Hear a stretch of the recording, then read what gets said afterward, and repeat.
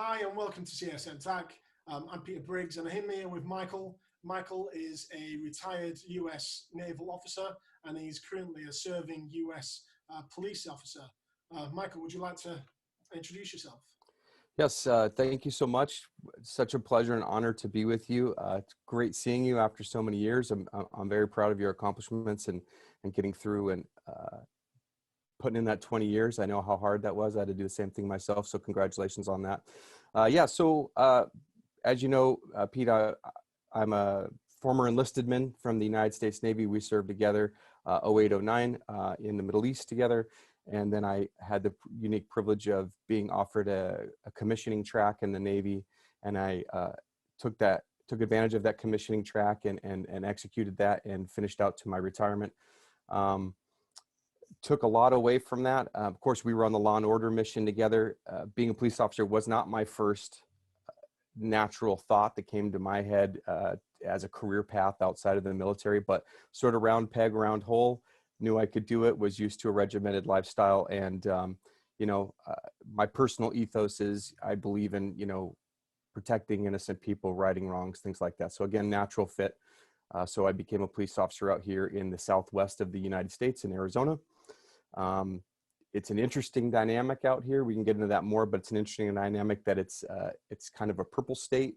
If you know anything about US politics, we have some liberal ideas, but it's largely a red state where we have very conservative ideas. So, anybody that's paying attention to the news these days knows how difficult being a police officer is and the thin line we have to constantly walk. So yeah, I did 23 years in the military. I've had some broken time coming back and forth to the Navy and the police department. I've been serving on the police department since 07.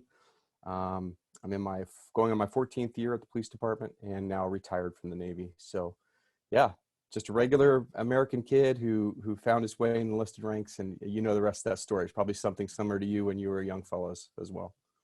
Indeed.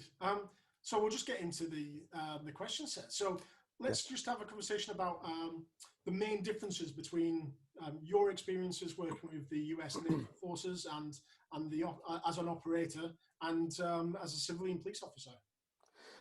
That's a good question. So right off the top, it's important to understand that regimentation and rules and policy and regulation are huge guiding forces to our lives in the military. And policy and procedure, while they look and sound similar, are a guiding principle in the military, but they don't have as much weight.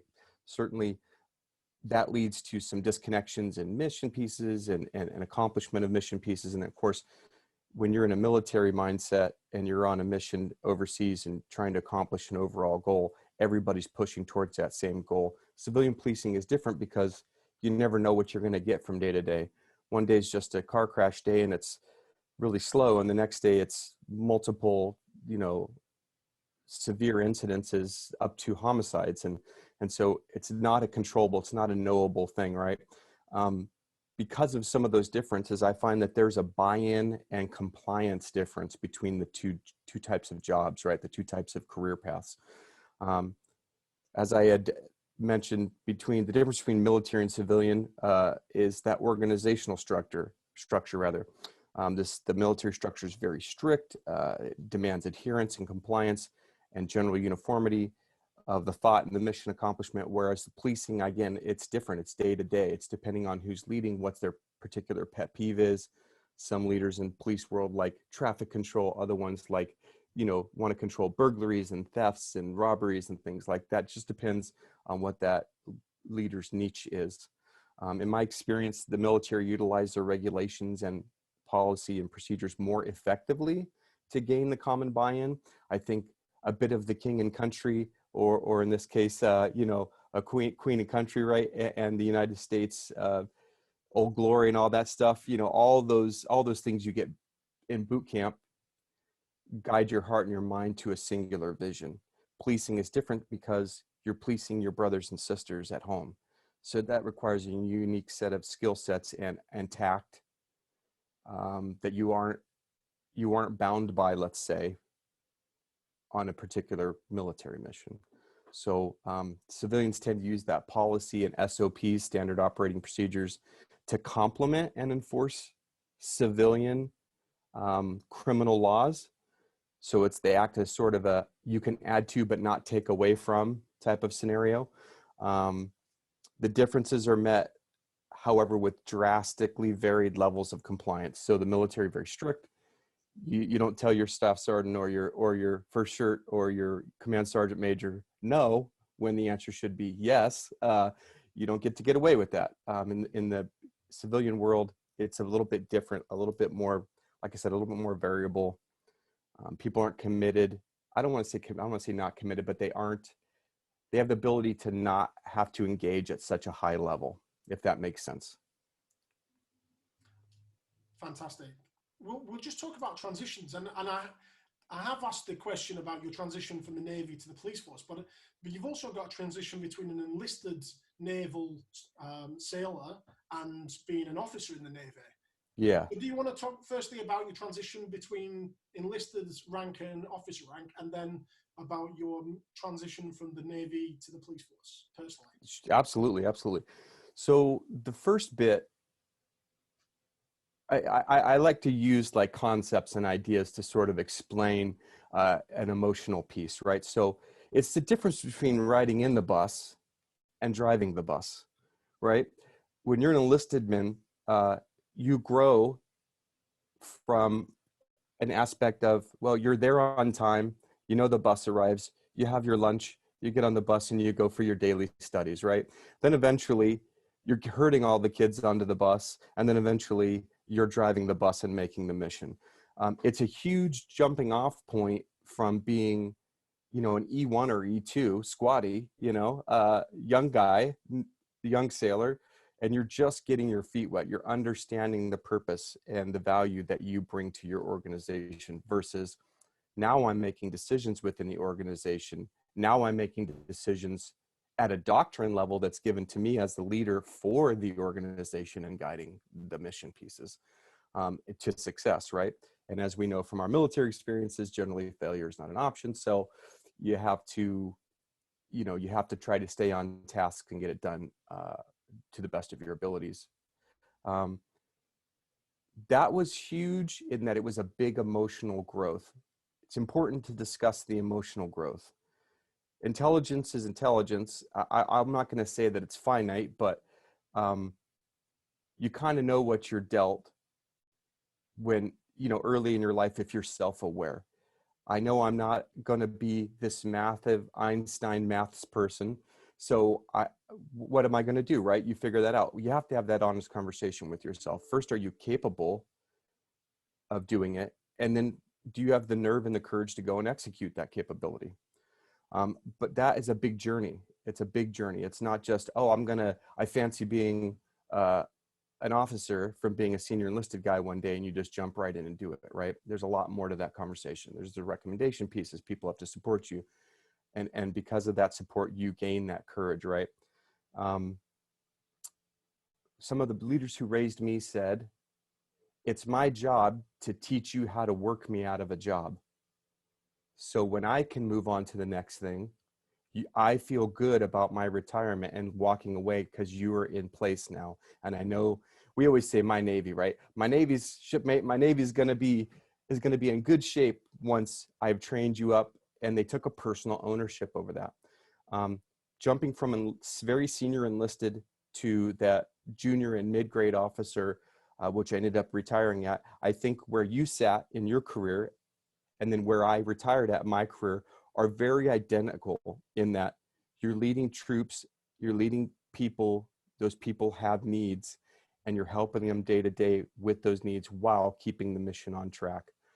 Now, jumping over from military to civilian police, right? I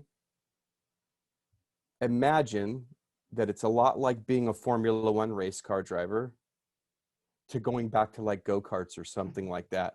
You're running in sixth gear, your hair's on fire, you've got the car maxed as much as you can, you're running on the ragged edge, and then all of a sudden you got to back down. So certainly when you retired and when I retired, we were in charge of things and people, and, you know, we had a 50,000 foot view of what it looked like compared to when we were E1s, E2s, we were in the mud, so to speak. Civilian policing is a lot like, especially at a patrolman's level, you can mirror that over to being a junior enlisted person. Patrolman's level is a lot like being that junior enlisted person. You have to go back. You don't get a lot of decisions personally, but you have a very unique autonomy that's a lot like being a mid-grade enlisted person, like an E5 or an E6, a staff sergeant or a sergeant, and that you're given a ton of responsibility autonomously to operate. That requires a high level of self-motivation, which is why the jump over from the military world to the police world made a lot of sense to me. They're still relying on your good judgment, your common decency, your intelligence, and your motivation. Really huge, really huge. I can't say enough about that. Like if you get out of the military, you get out of any organization and you find that, you know, your motivation's not as good or not as on point as it used to be while you were in uniform, you're going to want to rethink that with some sort of a plan and see where you want to be at, where you want to take your career going forward. Another big emotional jump, another big courage jump too, because unlike being with your squads, unlike being with all my sailors, you were rolling deep into any conversation, into any engagement, into any action that you took, several tens, maybe hundreds deep into that action together. You're by yourself. You're alone and in a car, depending on your agency. We happen to be solo officers. You're alone and by yourself. You may have to make critical life and death split-second decisions, and that requires a great amount of courage, a great amount of good snap decision-making, for or against, right, lethal use of weapons or less lethal use of weapons. So it's interesting. And of course, we have the politics that we can go into. We won't do that now, but you're walking you're walking a fine line, right? You're walking a fine line, and it requires that courage to constantly re-engage. One thing I found different from civilian than military policing was all the doctrine, all the SOPs, they're right there. We rarely change them in the military. You're constantly adapting and evolving to what the civilian populace will accept, which is an interesting conversation, much like leadership, much like what you're doing now and what we're talking about now. People want to be led in a certain way. They crave to have positive, effectual leadership in their lives daily, and they're only going to suffer so much negativity or toxicity around them. It's the same thing as happening in police worlds, right? We're constantly evolving. Yeah, I think that's pretty much wraps it up on that one. A lot of big jumps, a lot of personal growth. A lot of people don't see it until it's in the rear view, and now that it's in the rear view for me, I can really see it clearly that at some aspects, I don't have a problem being honest with you. I wasn't ready for some of it, and it was painful. You know, I had some hard days at home, both in active duty and in the police world, where you just think, oh gosh, I don't think I could take another possible bad day this week. But you fight through it, right? You get the courage and you fight through. So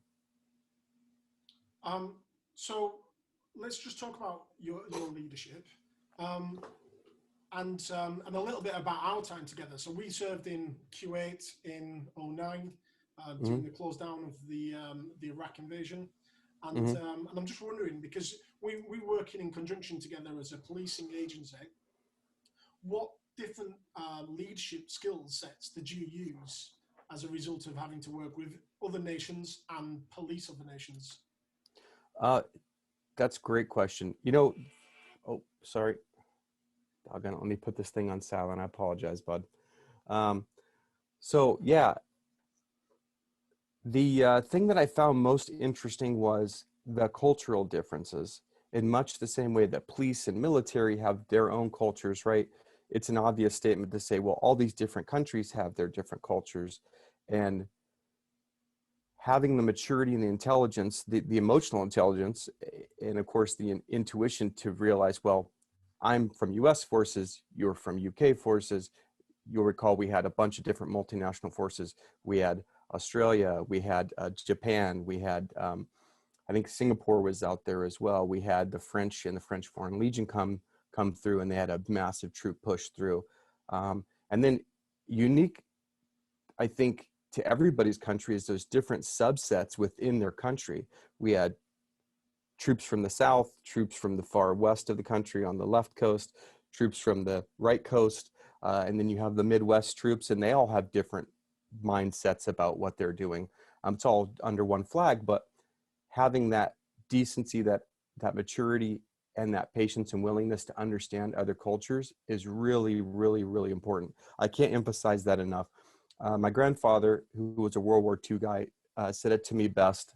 I'm sure, I know he got it from somewhere else because I've heard it since, which is seek to understand before demanding to be understood, right? So that's huge. We all come from somewhere. We all have a story. Our motivations for doing what we do is individual. Work to that standard first. Everybody with a good set of brains in their head can grasp the idea that we're all there for a mission. We know what the mission is there. We're all together either by NATO or whatever it was. But really working to know the people, know what their culture is, and learn how to work within that culture. Obviously, we're going to make gaffes. Everybody makes gaffes.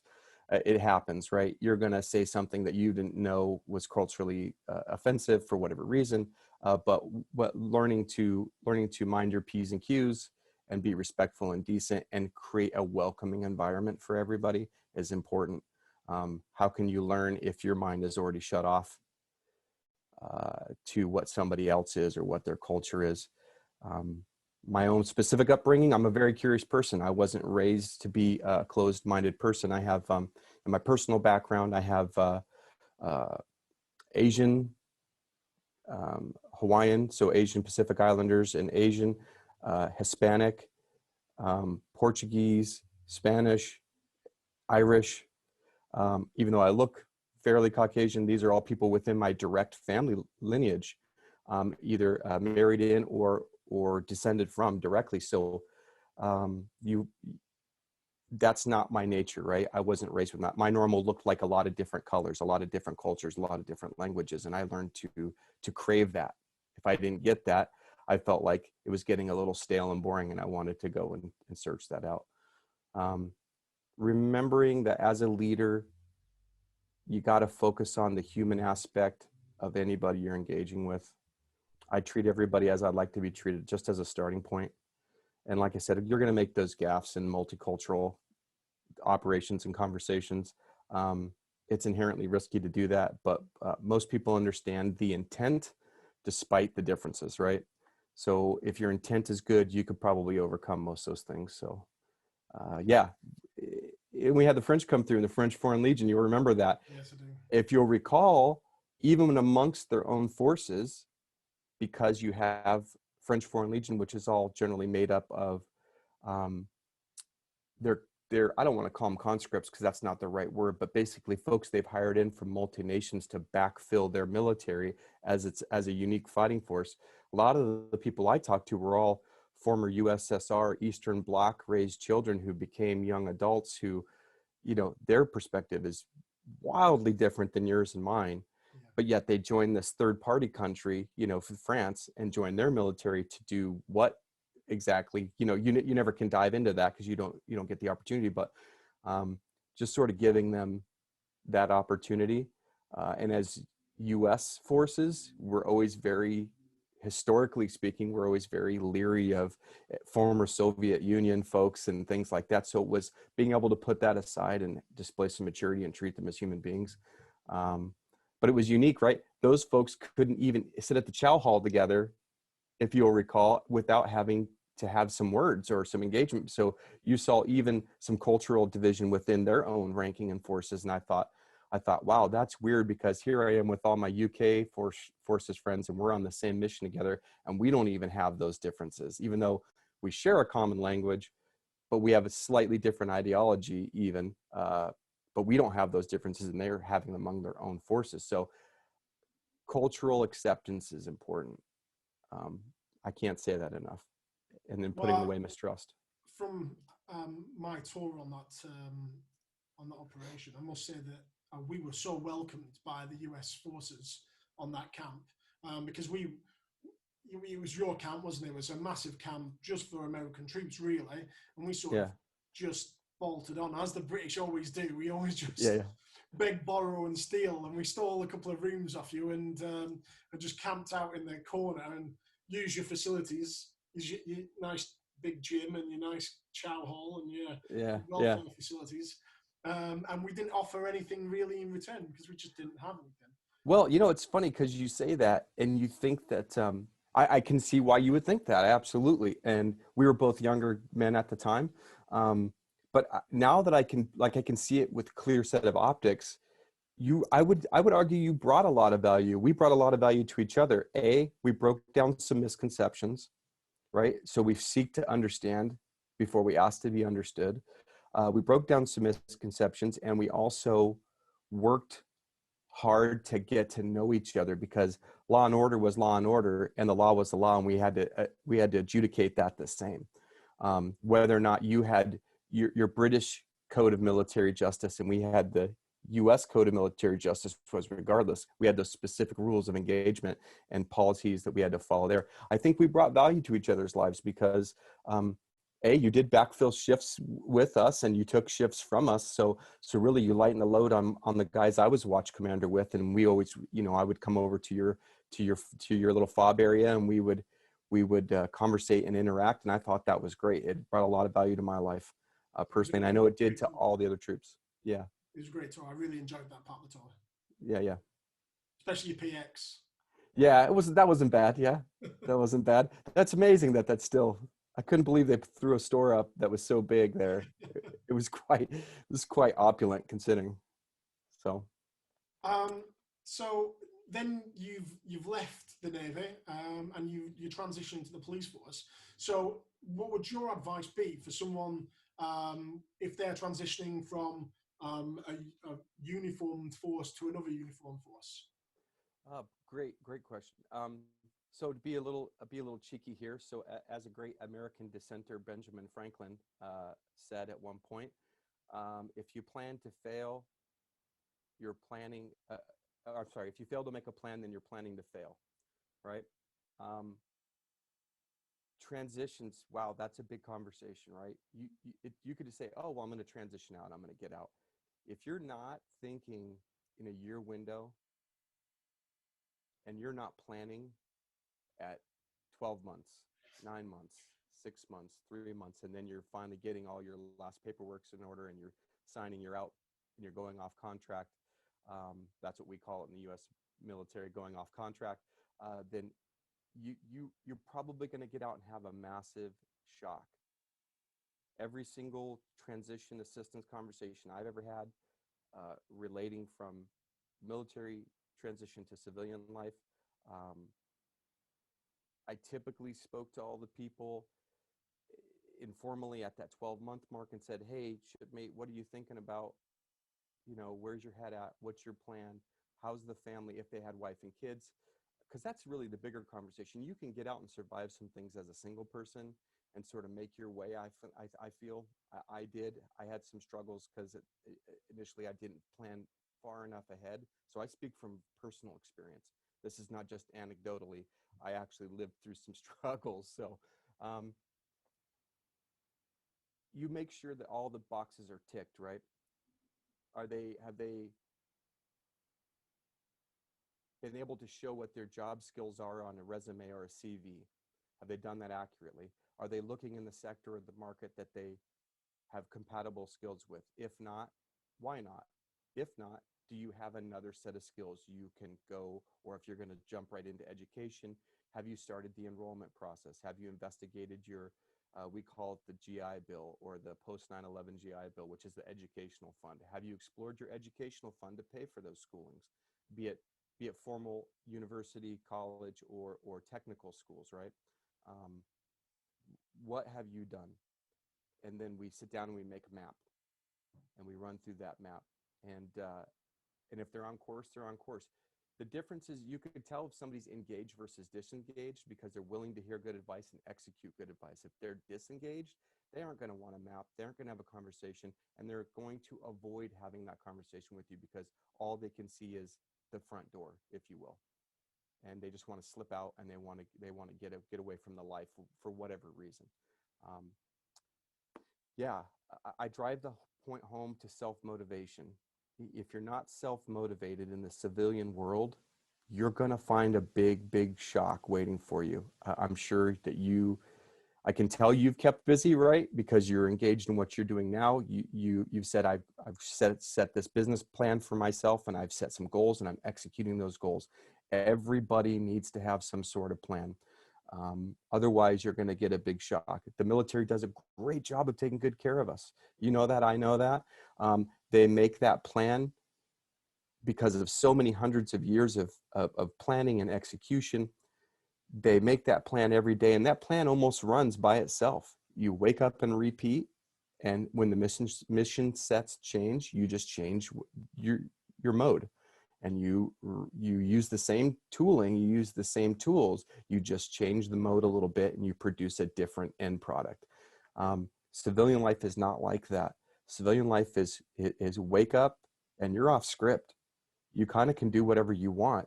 And that's a huge shock to the system, that you don't wake up to morning PT. You have morning chow, you have afternoon chow, you're on schedule to do your 5 or 6 p.m. chow, maybe an evening PT and drills and training all day, maybe. Or in my case, I was in aviation. I told you, you'll recall back in the early days of my career, most of it was spent in aviation. So it's fixing the plane, making the plane mission ready, and getting it off the deck and flying so you can go complete that next mission, and it comes back broken, and you repeat the process. And it's just, and that's right. You're a technical maintenance man. That's a very good lifestyle for somebody who didn't grow up that way and wasn't raised that way and has to learn self-motivation. Transitioning to civilian life, from being a civilian to a police officer, has the same type of a feel. Imagine if you're a high schooler and you finish up your high school time and you get to the age of 21, which is when you can become a civilian police officer in the United States.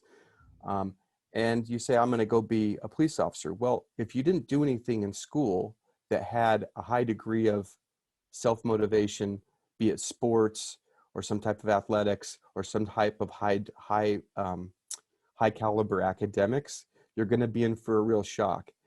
Policing back in the day, I think, was very much thought of as something you do when you have no other plans. It's not that way anymore. Typically, people come in and they have a bachelor's degree, at least an associate's degree, a technical degree, or better. So they've committed some education between that 18 to 21 year gap of their life to mature, self-educate, and then jump in and take this massive responsibility of wearing a badge and a gun. It's not a place, it's much like the military in the United States historically, right? People would do bad things. They would get into trouble for little minor misdemeanors and do silly things. And the judge would bang the gavel and say, well, son, you can either go in the United States military or you can go to jail and pay these fines. What do you prefer to do? Well, I'll just join the military. That's they don't take those guys anymore. They don't take those gals anymore. They take high caliber, leading edge people who are at the front of the pack, right? Because we can't afford to hire anybody else with the level of responsibility that we're putting on them. Same thing in the policing world. The transitions are interesting in that it's a huge culture shift, right? The military is the military. Police are paramilitary, military-like.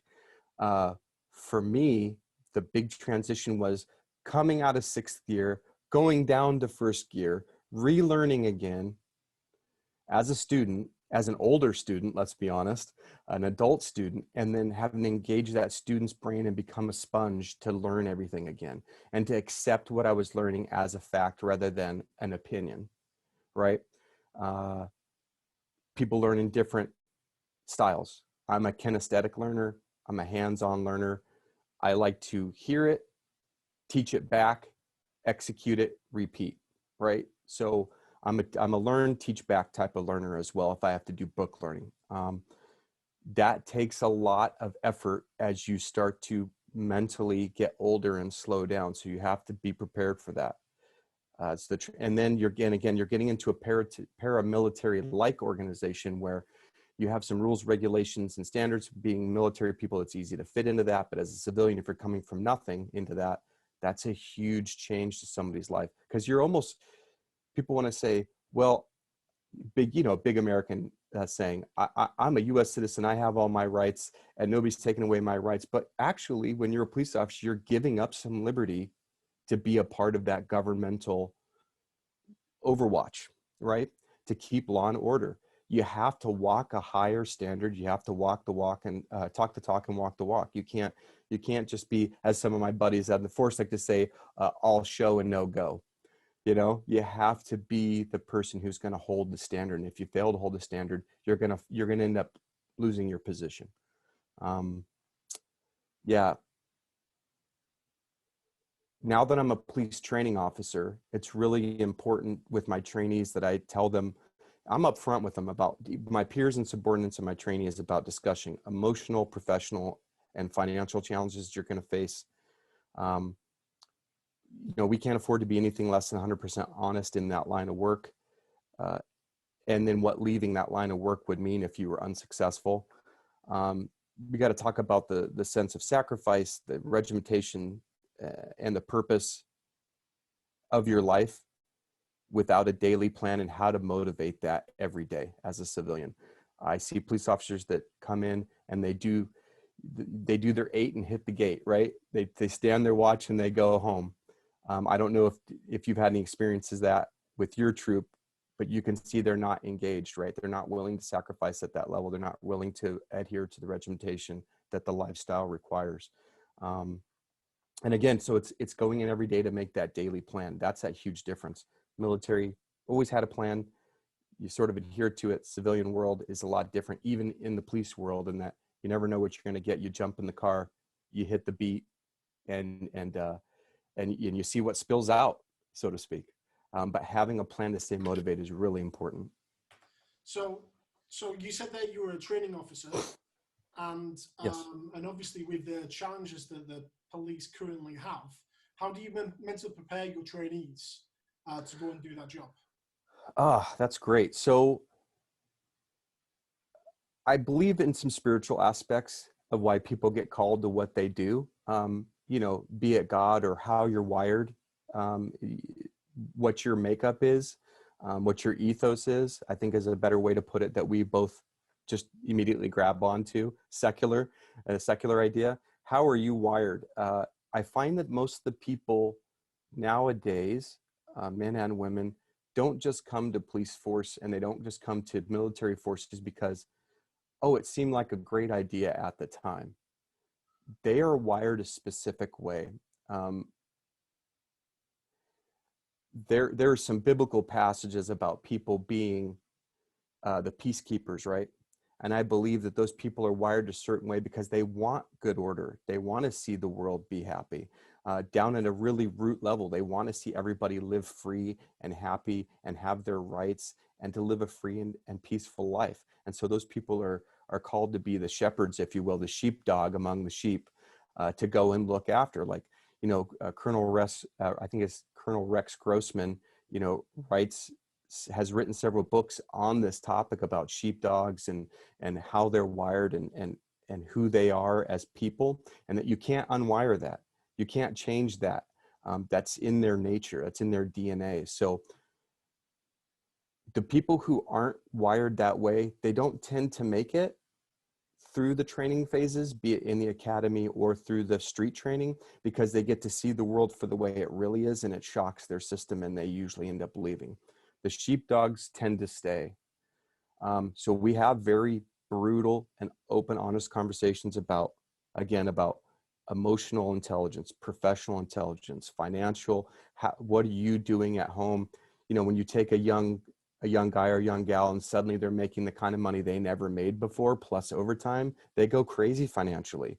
If you don't tell them how to manage their finances, or at least be a good friend to them, a good mentor to them, and you guide them, like I can imagine you're working with footballers, some of those youngsters are being handed a lot of money that they don't know what to do with. And so, you know, granted, police officers aren't buying Ferraris, but it's, you know, it could lead to the same sort of dangerous path, and then lead to financial wreckage and ruin, and professional and emotional ruin. And then whatever's not working at home, right, is certainly going to affect what's happening in the field. So I have those really tough conversations, and I tell them, look, I have a couple of rules. I get home safe tonight, and you get home safe tonight, because we are committed and dedicated to each other. We're riding in this car together. That's rule number one. You can mess up a lot of things. Just don't try to suspend somebody's rights or take away their legal rights without any provocation or legal reason for doing so. Apart from that, and not getting hurt or killed, we can survive just about anything else together. And you have to be able to repeat that for 25 years. That's what I say, day one, week one, every time. And it's a litmus test, right? It's a litmus test for where their heart is at. Because we haven't even gotten into the paperwork. We haven't even gotten into the report writing yet. It's an emotional gut check. And I think it's really important that you teach young folks how to do that early and often, because it leads to problems. I've mentored some young officers who have found themselves into drinking because they were unable to manage those emotions properly, right? And they didn't have an outlet to discuss them. They didn't feel safe to do so. So I also work on those things and talk about those things. I tell them, hey, there's nothing you can't tell me that I haven't already heard, either in the Navy or working with Army or being here at the police department. Let's get you fixed up. Let's get you sorted. That's how I pose myself as a good leader to them. A good leader, a mentor, and a friend, as I keep them out of harm's way, dedicated to them in much the same way a family member would, you know, a brother or an uncle or a father or something, if that makes sense. Yeah. That's amazing. Yep. So, yeah. Gosh, we went over what, you know, being enlisted and that transition to being an officer. Running things by the numbers is really important in regimentation, but when we have to go off script, being able to have the courage to do that. So, and getting a sense of who the person is that you're working with. So it's funny because I have to learn them. So every so often I have to learn my student, and it's a weird way of just saying I have to be able to read them. I have to read the room. I have to read what their circumstances are, how they're going to react to dynamic situations or even the most mundane situations. Are they going to lose their cool easy under high pressure? Are they going to fold up and vapor lock in the door when we have guns out and we have a violent situation? We have to go address that threat. So constantly, I pride myself in constantly being a student in that way, right? So as well as being the trainer. How do you, what process do you do to read those situations? Because you know, you can't make a mistake with any of this misjudgment. So what do you do to achieve your aim? Good question. So to be fair, right, we do make some mistakes. Even trainers make some mistakes. Either you read something wrong or you don't pick up on a cue here and there. Usually those are minor things, right? Those are like in the car things. When you're in the middle of the thick of it with somebody, it's re-engaging, knowing your policies and procedures, knowing and being very honest with your trainee about what their limitations are. Do you have a comfort with this or this or this, or discomfort with this and this, and having a decent conversation about that. And then letting them know, hey, I need to know you as well as you're trying to learn this job, and then get to know what my expectations of you are, right? Because the students don't realize they're in that cycle of learning, as well as learning what the individual trainer's expectations are. And that varies from person to person, which is another cultural anomaly that exists in the police world that doesn't exist in the military world. You know, we'll give each other grief in the military, but the standard is the standard is the standard, right? It's usually written in the military world.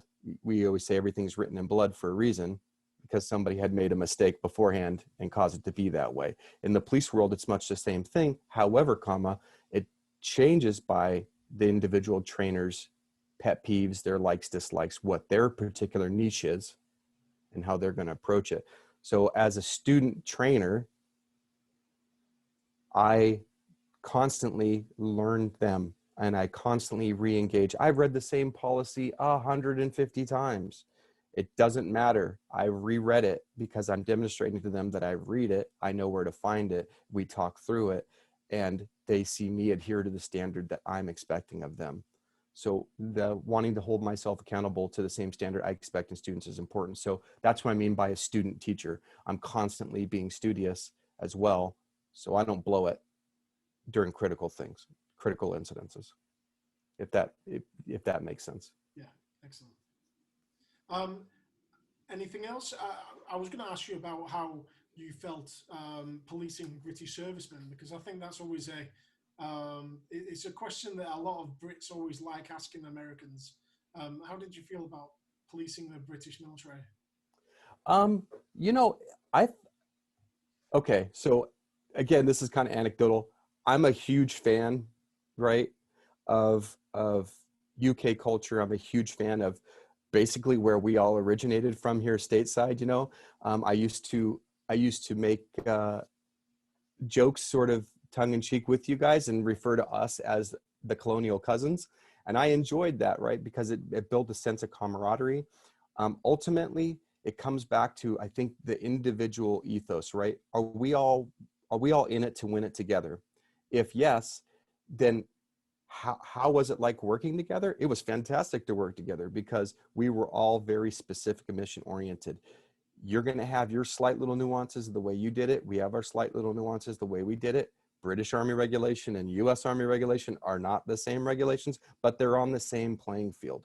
They're in the same ballpark. So having said that, it just became a mission of getting to know who is in the sandbox with you and playing nice together in the sandbox. Because if you can't do that, it doesn't matter whether you like somebody or not. If you're constantly bumping heads and at odds, it's going to be a mess.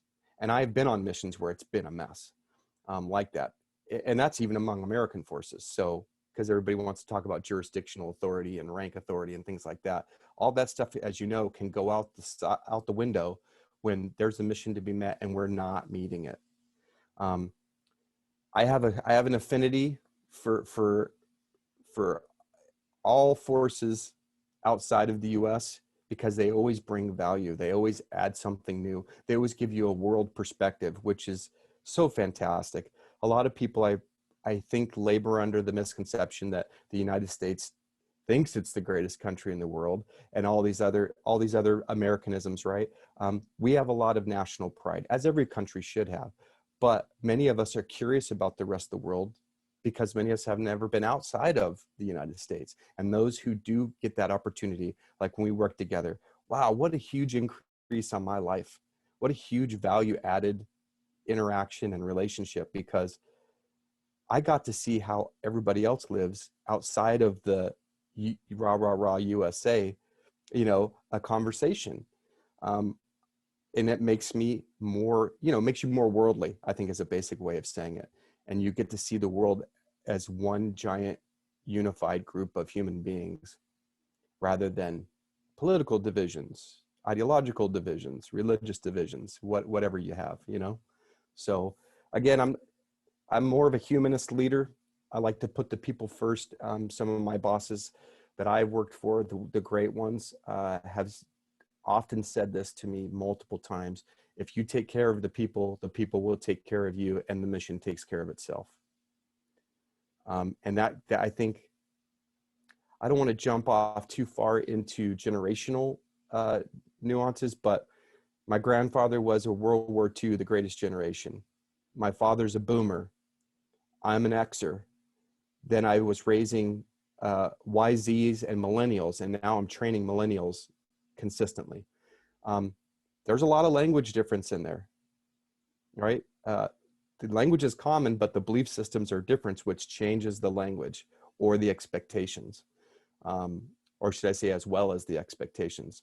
I worked in hiring and recruiting for the military for a while as well, so that's a unique animal in itself, in that people have expectations when they're getting recruited and hired that their organization is going to be a certain way. And when they get there and they're let down, it breaks their heart, and they don't know how to emotionally work through that. They don't know how to verbalize it. Nobody's leading them. Nobody has an open door policy. You know, they have these senses that I'm lost and I'm stuck. So right now, what I really hyper focus on is letting them know that, hey, in the police world, we're all family.